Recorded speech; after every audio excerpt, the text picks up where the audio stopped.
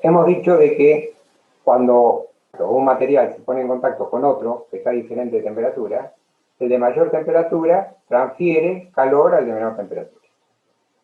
Sean cuerpos, sean materiales que tengan una cantidad desconocida de materia. Mientras estén a distintas temperaturas, hay una transferencia de calor, una transferencia de energía térmica de la materia que está a mayor temperatura a la que está a menor temperatura. ¿De qué manera se puede, digamos, cuáles son los mecanismos por los que se transfiere el calor? ¿Cómo esa energía se va transfiriendo? Bueno, acá solamente esta transparencia está para producir cierto interés en los mecanismos de transferencia de calor, porque justamente todos los aislantes, todos los materiales que se utilizan para disminuir la transferencia de calor, para evitar que justamente al disminuir la transferencia de calor, puede evitar de que los cuerpos a menor temperatura se calienten y los de mayor temperatura se enfríen más rápido. Muchas veces es necesario hacer eso. Si yo voy a pasar la noche a la intemperie, voy a desear que la pérdida de calor de mi cuerpo hacia el exterior sea la menor posible a la noche. Entonces trataré de que se produzca una transferencia de calor de mi cuerpo al ambiente la menor posible. Lo mismo si estoy en un ambiente, digamos, en un medio de mucho calor, entonces también trataré de ubicarme en algún lugar donde la transferencia de calor entre ese lugar donde estoy y el exterior, el ambiente, sea la menor posible. Para eso se utilizan los materiales que se llaman materiales que transfieren poco calor, o sea, son malos conductores del calor. Esos materiales, que coincide que son también malos conductores de la electricidad, se llaman materiales aislantes, que son aislantes térmicos o también aislantes eléctricos. Acá hay una fotito que muestra el uso de un revestimiento beta que utiliza la NASA en sus equipos, para evitar justamente disminuir la transferencia de calor. Bien, ¿cuáles son, digamos, los objetivos que tiene que ver este tema? Bueno, un poco comprender cada uno de los mecanismos de transferencia de calor, ver problemas de conductividad térmica, teniendo en cuenta la cantidad de calor, la trayectoria y dirección de la trayectoria, la longitud en la que se tiene que transferir el calor, las temperaturas de los medios en los que se transfiere calor, el área expuesta y el tiempo en el que se está produciendo esa transferencia de calor. Y ver también, resolver algunos problemas que involucran la llamada tasa de radiación y la emisividad de la superficie. Todo esto lo van a comprender mejor ahora cuando lo entiendan. Entonces, empecemos con el primer mecanismo de transferencia de calor, que es el mecanismo de conducción. Si nosotros tenemos un sólido, sus partículas, por estar a determinada temperatura, están vibrando. Si por algún motivo yo le inyecto energía térmica en alguna parte de ese sólido, por ejemplo, tengo una varilla de hierro, en una punta la someto a una llama, entonces aumenta su temperatura. Las partículas ahí empiezan a vibrar con mayor energía en ese extremo. Esas partículas van golpeando a las adyacentes y así las van poniendo en movimiento al resto. Entonces, después de un cierto tiempo, las partículas que están en el otro extremo de esa varilla alcanzan también más movilidad, o sea, un aumento de la temperatura. Se produjo una transferencia de energía de un extremo al otro extremo, que estaban en principio a diferentes temperaturas. Esa transferencia de calor se produjo por la interacción de choques entre partículas. Esa transferencia de calor se llama calor por conducción. Y para que se produzca tengo que tener partículas. O sea que necesito un medio para transmitir el calor de esa forma.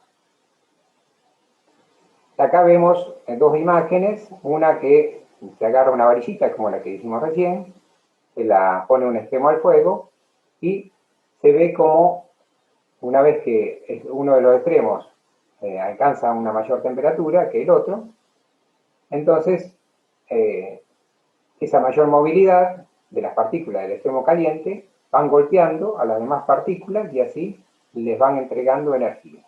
Y así van transfiriendo también energía térmica y un aumento de la temperatura en el otro extremo.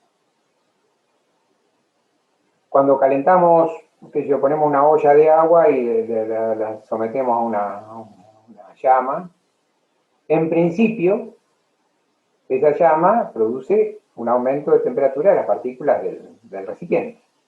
Y el agua que está en contacto adyacente con la base de ese recipiente empieza a recibir calor también por conducción.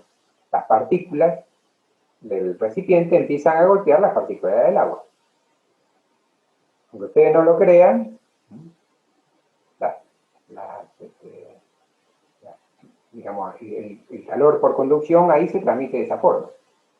Las partículas del recipiente no se desplazan por cualquier lado, pero vibran. Y están a cierta distancia de la partícula de líquido.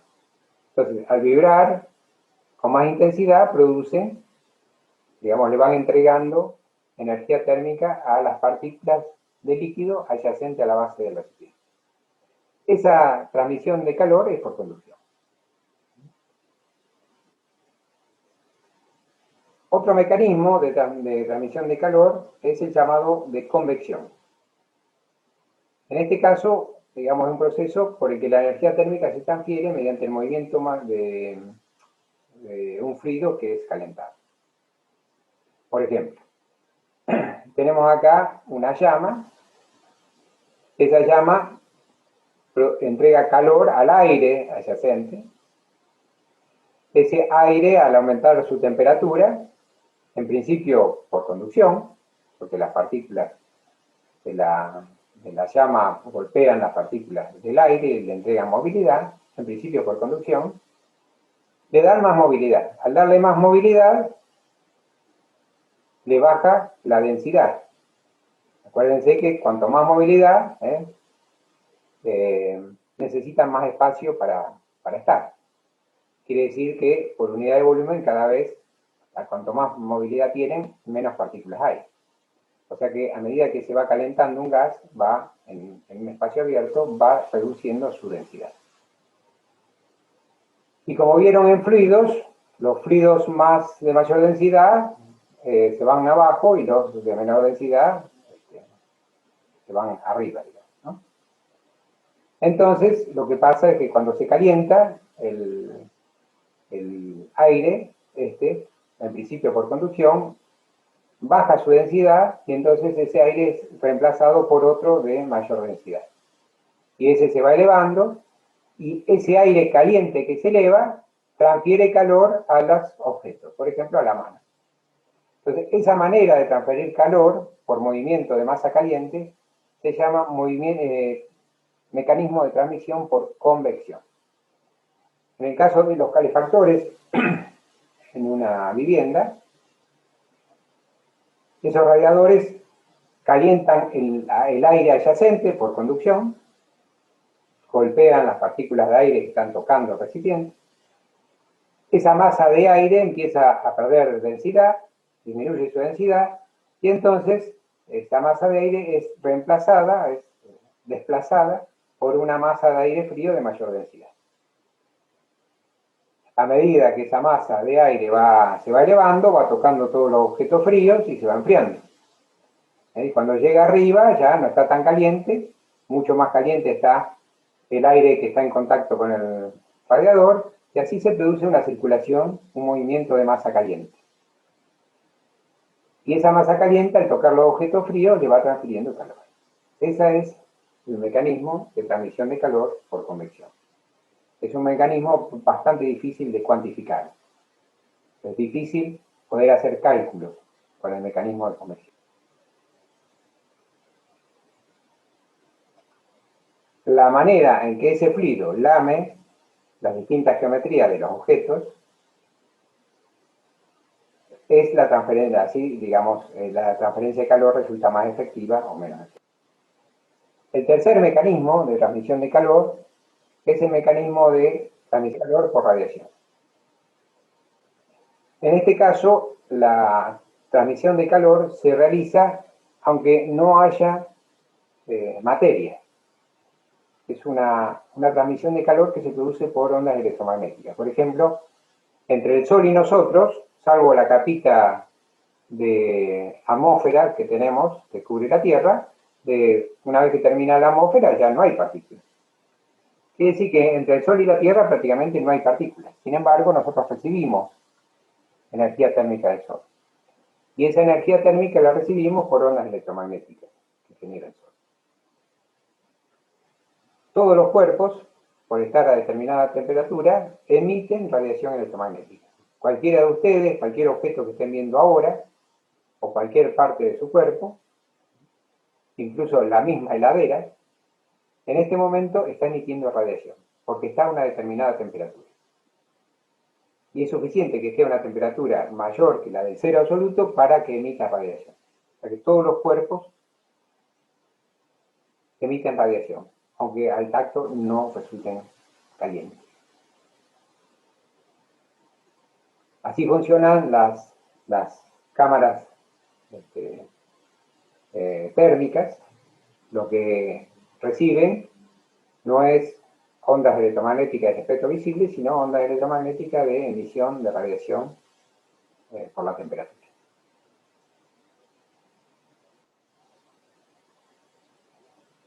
Entonces, hay tres mecanismos de transferencia de calor, pero cada vez que se produce una transferencia de calor, esos mecanismos no resultan únicos. Generalmente la transferencia de calor resulta de una combinación de esos tres mecanismos de transmisión de calor.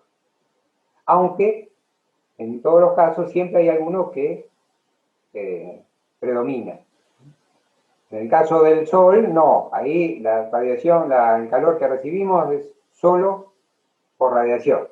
Ahí no recibimos calor del Sol por conducción ni convección.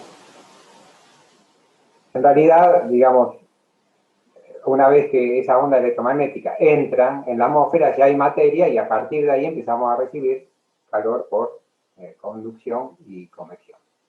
Pero desde el Sol hasta la atmósfera de la Tierra, esa transmisión de calor no se produce por conducción ni convección, porque no hay materia. Pero en la mayoría de las transferencias de calor que podemos ver en la Tierra, es una combinación de los tres mecanismos: conducción, convección y radiación. Acá está como ejercicio pensar que se está calentando café en una cafetera eléctrica, y entonces que hagamos una fracción y pensemos cuáles son los mecanismos de transmisión de calor que actúan en esa situación. Y acá podemos ver que actúan los tres mecanismos.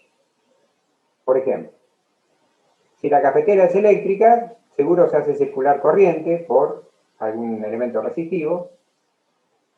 Ese aumento de circulación de la corriente en el elemento resistivo aumenta la agitación de las partículas, lo calienta, o sea, aumenta su energía térmica.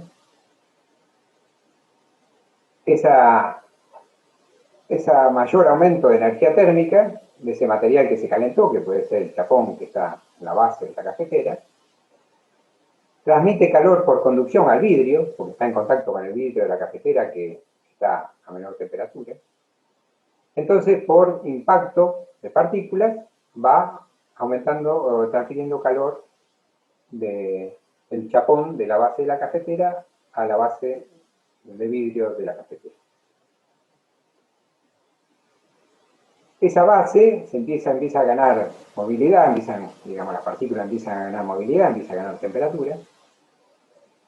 Y también por conducción empiezan a golpear a las partículas de líquido que están en contacto con la base de la cafetera. Y así empiezan a calentar el café. Cuando empieza a calentarse una cierta masa de café, empieza a disminuir su densidad.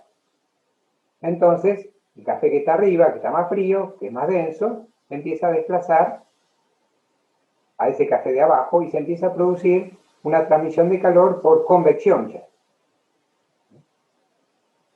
Empieza a producir un movimiento de líquido convectivo.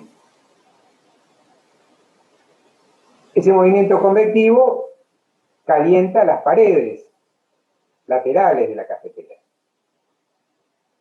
Y esas paredes laterales de la cafetera están en contacto con el aire que está afuera.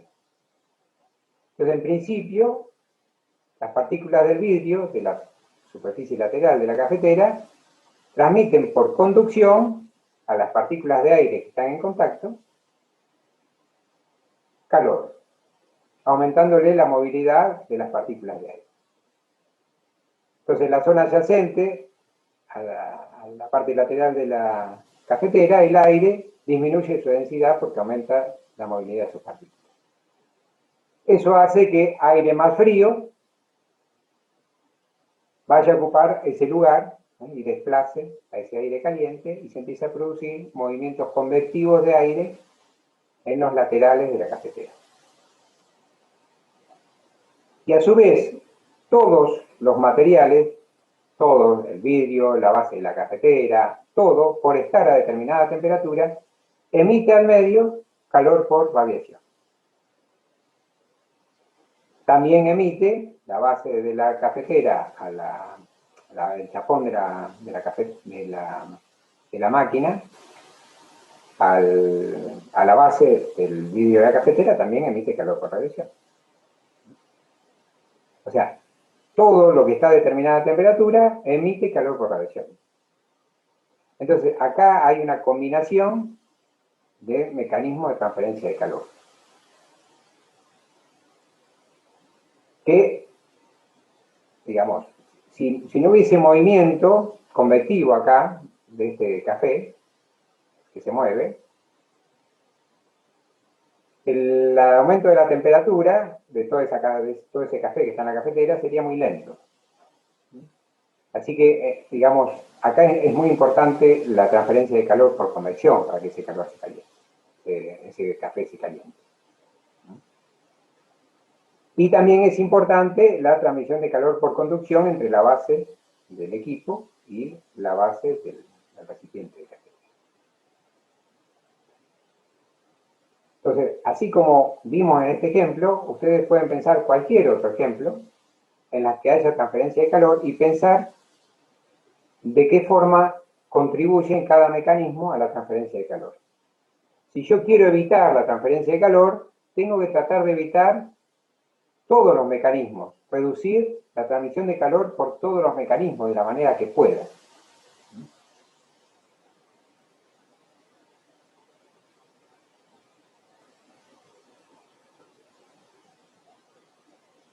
Cuando nosotros nos ponemos un abrigo, por ejemplo,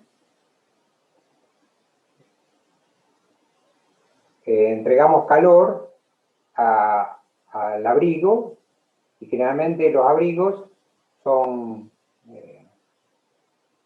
bastante porosos, bastante huecos, o sea, tienen muchos espacios de aire. Entonces calentamos el material, la tela, y también calentamos ese aire que queda atrapado en el abrigo. Y como el aire es muy mal conductor del calor, ya vamos a ver, tiene un coeficiente de conductividad térmica muy bajo, entonces se limita mucho la transferencia de calor por conducción. Entonces, con esos abrigos que son muy, digamos, que pueden atrapar mucho aire entre medio, son los más abrigados.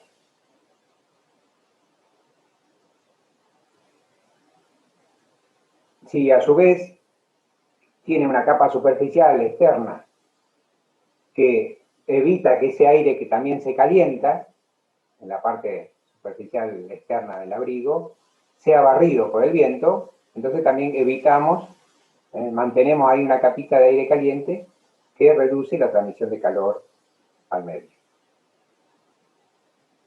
O sea que, como buenos aislantes, serían todos aquellos que son capaces de atrapar, contener un material de muy baja conductividad térmica. Hay materiales sólidos también de muy baja conductividad térmica. Pero ponernos un abrigo que sea sólido, no nos podríamos mover. Y a su vez, tratar de evitar que el viento barra esas capitas de aire caliente en la superficie del abrigo, hacen eficiente el abrigo. O sea, reduce mucho los mecanismos de transmisión de calor. El mecanismo de transmisión de calor que no se puede evitar es el de radiación. Mejor dicho, sí se puede evitar. Uno de los mecanismos para evitarlo es utilizar una superficie espejada. Por eso se utiliza muchas veces, para perder poco calor por radiación, utilizar esos rompevientos que son aluminizados en el interior. De modo tal de que toda esa radiación que uno emite, por esta temperatura que está, se refleja en esa superficie metálica y es poca la que se transmite al medio exterior y es mucha la que se refleja y vuelve al cuerpo. Así que esa también es otra forma de evitar el enfriamiento. Eso también se utiliza mucho, principalmente en equipos por ahí de montaña o en lugares muy fríos, donde no se puede llevar mucho equipo. Esas superficies son muy finitas, entonces no ocupan casi lugar y ayudan a evitar la transferencia de calor al medio. Bien, veamos el concepto de corriente calórica o potencia calórica, que se la representa con la letra H, y se define como la cantidad de calor por unidad de tiempo que se transmite.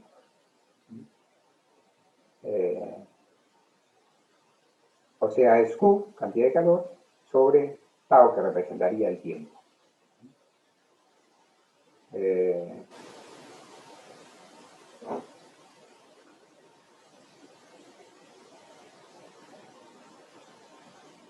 En el caso de la conductividad térmica, o sea, la transmisión de calor por conducción, o sea, aclarando, en el caso de transmisión de calor por conducción, influye mucho lo que se conoce como conductividad térmica de los materiales. No todos los materiales tienen la misma habilidad para conducir el calor en su interior. Hay materiales que conducen el calor más lentamente y hay otros que lo conducen más rápidamente. Por ejemplo, los metales conducen el calor rápidamente. O sea, conducen mucho calor en poco tiempo.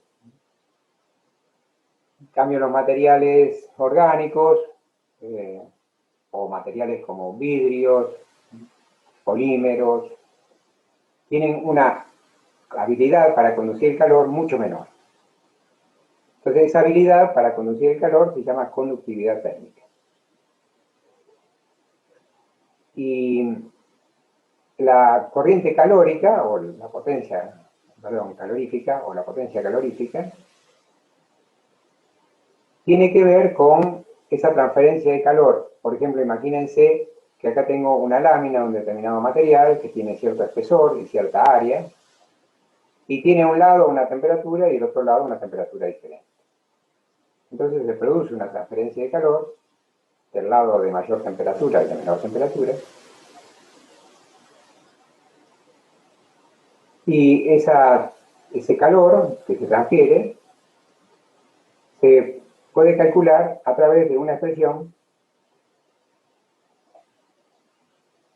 que depende de la conductividad térmica, de ese material. O sea, cuanto mayor es la habilidad de ese material para conducir el calor, mayor será la potencia calorífica que se va a transmitir.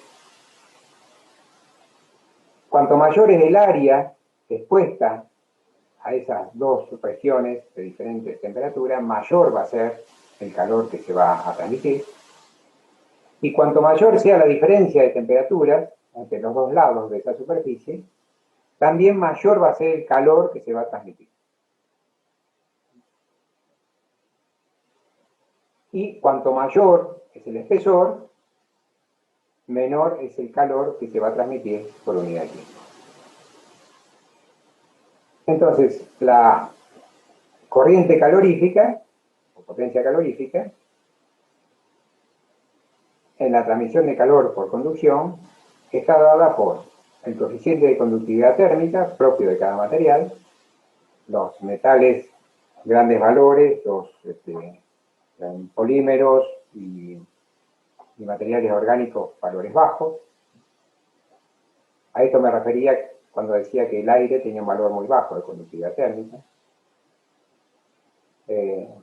Bueno, el área de las caras, la diferencia de temperatura y el espesor de la lámina.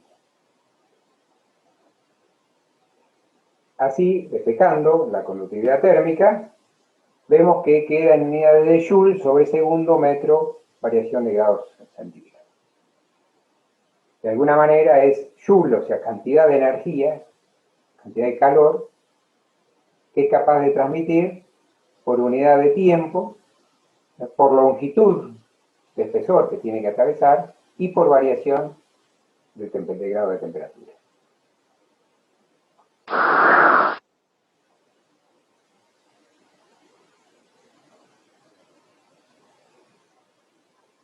Las unidades del sistema internacional del coeficiente de conductividad térmica, K, está dada en Joule segundo metro grado centígrado.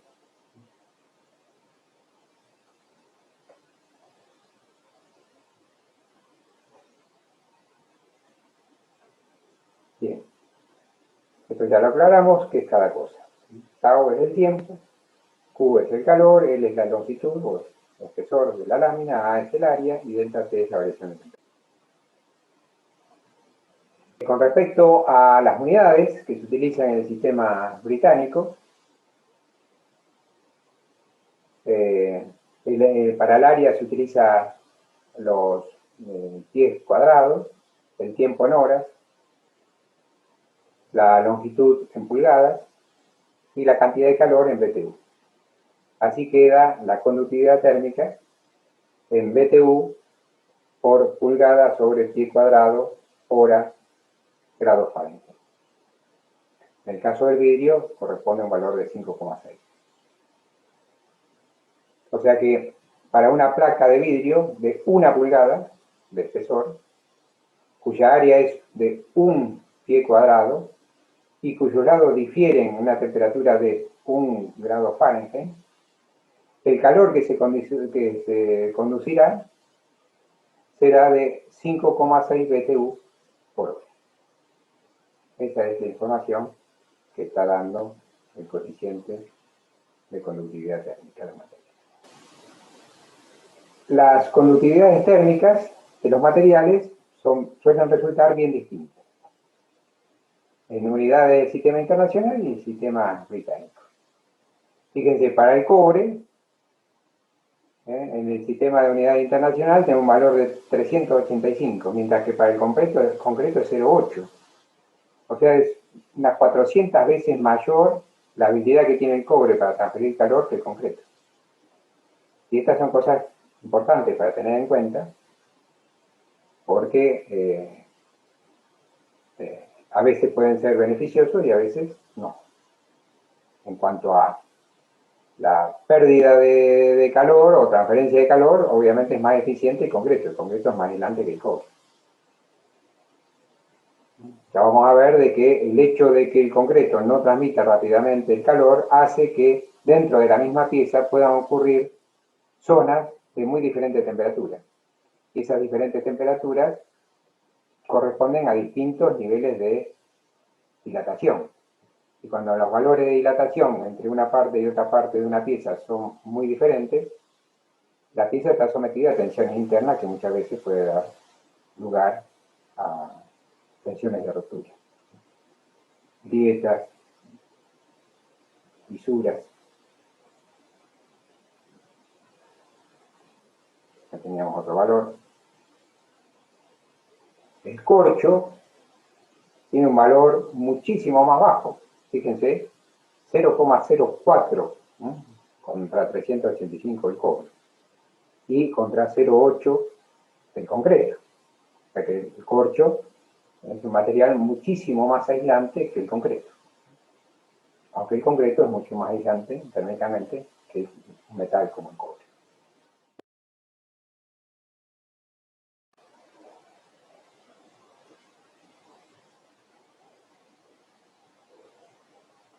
¿Qué pasa con los valores de las corrientes caloríficas? Fíjense que la corriente calorífica depende de las dimensiones de la placa que tenemos en cuenta, la variación de temperatura, el espesor y el coeficiente de conductividad. Supongamos que tenemos placas todas con las mismas dimensiones sometidas a la misma diferencia de temperatura. Por ejemplo, si el espesor es de 1 centímetro, el área de 1 metro cuadrado, y la variación de la diferencia de temperatura entre un lado y el otro es de 100 grados, la conductividad térmica de cada material modifica sustancialmente la corriente calorífica o potencia calorífica. Haciendo las cuentas para esa propuesta, se ve que para el aluminio la corriente calorífica tiene un valor de 2000, para el cobre de casi 4000, mientras que, por ejemplo, para el concreto de 8 y para un tablero de corcho de menos de 1, para que vean las diferencias de transferencia de calor que hay entre los materiales metálicos y los materiales no metálicos. Veamos un ejemplo de conductividad térmica. Una gran ventana de vidrio mide 2 metros de ancho y 6 metros de alto. Acá se encuentra una esquelita de esta ventana.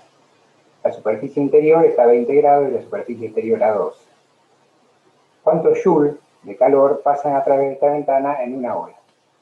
Suponiendo que el espesor de la ventana es de 1,5 centímetros y la conductividad térmica del vidrio es de 0,8 joules segundo metro grado centígrado. Lo que está pidiendo acá es la cantidad de calor que va a pasar en este tiempo. Entonces aprovechamos la expresión de corriente calorífica y despejamos el calor. Reemplazamos los valores que conocemos, respetando las unidades. Si la conductividad térmica está en joule metro segundo grado centígrado, entonces la superficie tiene que estar en metros cuadrados, la diferencia de temperaturas en grados centígrados y el tiempo en segundos. Y por supuesto la longitud en metros.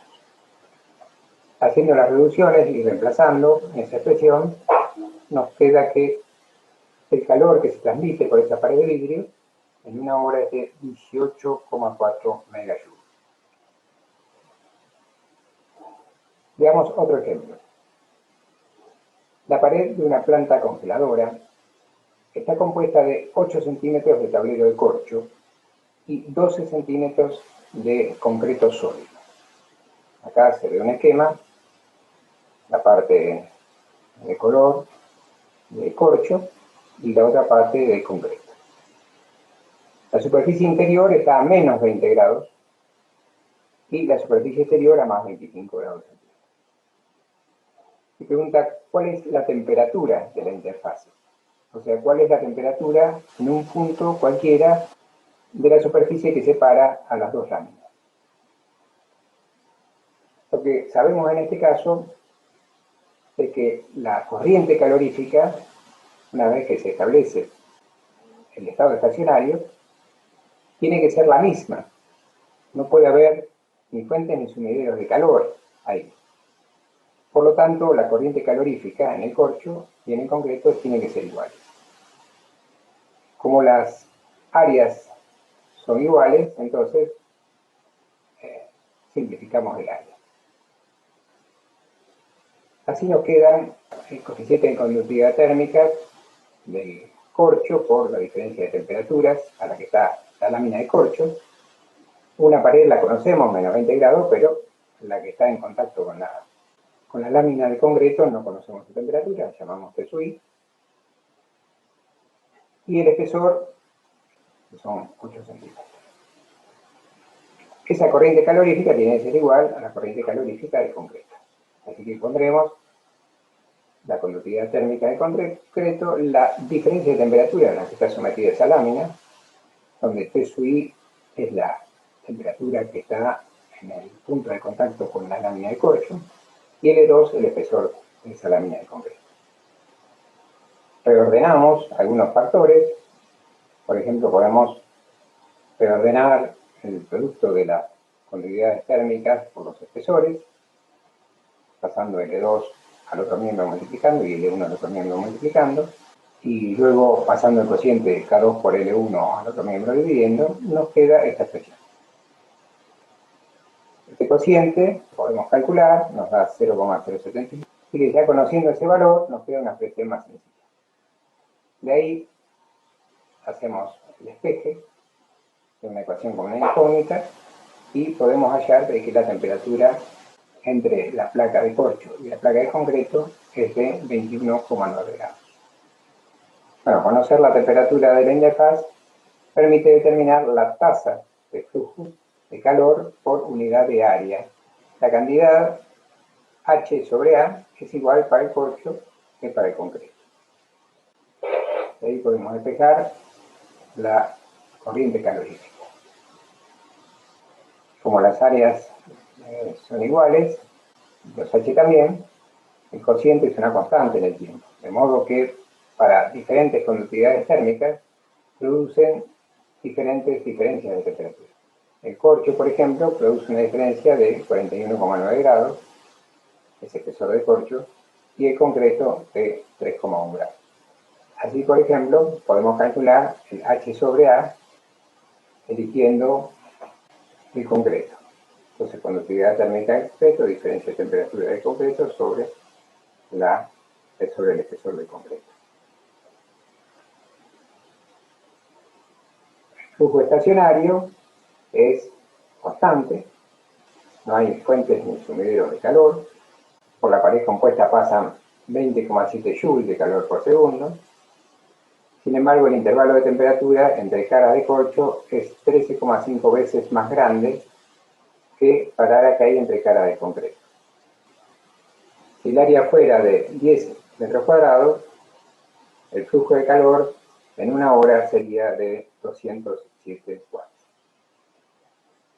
¿Qué pasa con la radiación? La tasa de radiación R es la energía emitida por unidad de área por unidad de tiempo.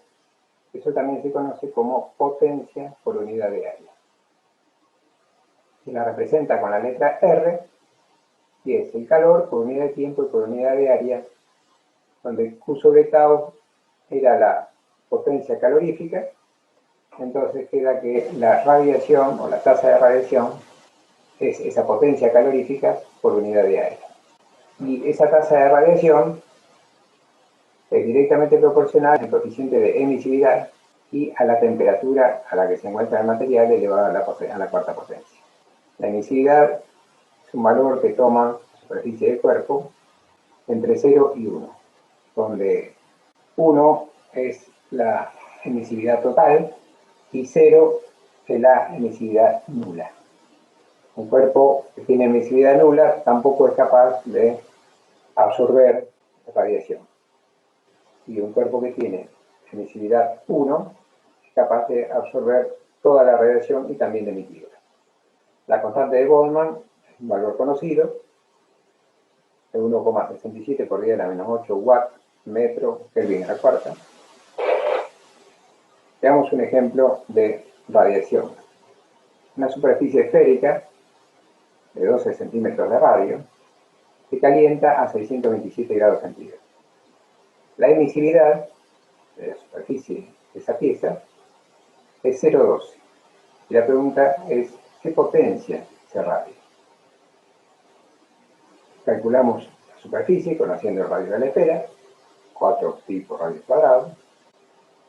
Llevamos los valores de temperatura a valores absolutos, en Kelvin, y reemplazamos la emisividad, la constante, el área de esa superficie que emite radiación y la temperatura de la cuarta para obtener la potencia que está radiando. Haciendo ese reemplazo, respetando el sistema de unidades, la verdad que la potencia radiada alcanza los 808 watts. Y hasta aquí llegó el capítulo de transferencia de calor. Como resumen, podemos recordar, como para reafirmar los conceptos vistos, que en el caso de la conducción, la energía térmica se transmite mediante colisiones moleculares adyacentes dentro de un material. Pero el medio en sí no tiene desplazamiento, o sea, no hay macromovimiento del medio, ¿sí? La vibración de las partículas. En el caso de la convección, es un mecanismo por el que se transmite el calor también, que también involucra materia, así como para que se produzca la conducción térmica es necesario que haya partículas. Para la convección es necesario el movimiento de una masa de materia, que previamente se calienta y por diferencias de densidad, o a veces en forma forzada, se hace lamer superficies que están a otra temperatura y así producir el intercambio de calor. Estos dos mecanismos de transmisión del calor necesitan de masa para poder realizarse. En el caso de la radiación, por ejemplo, es un mecanismo de transmisión de calor que se puede realizar en forma conjunta con los demás, pero también se puede realizar sola. Es un mecanismo que puede estar actuando solo. Como ejemplo hemos puesto el calor que transmite el Sol a la Tierra o al resto de los cuerpos celestes en el espacio, es por radiación, porque entre el Sol y esos cuerpos no hay materia. La conductividad térmica está bastante estudiada y se puede realizar cálculos con bastante precisión.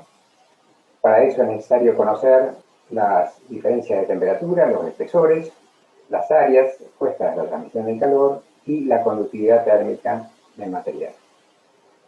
Con respecto a la tasa de radiación, es una potencia por unidad de área y es proporcional a la emisividad de la superficie del material y a la temperatura a la que se encuentra. La temperatura es muy importante debido a que la variación de la tasa de radiación depende de la cuarta potencia de la temperatura. Estas son las fórmulas o relaciones de variables que hemos estado viendo en este capítulo. La de la corriente calorífica, como el calor por unidad de tiempo, que es igual a la conductividad térmica por el área expuesta, la transmisión del calor por la diferencia de temperatura sobre el espesor.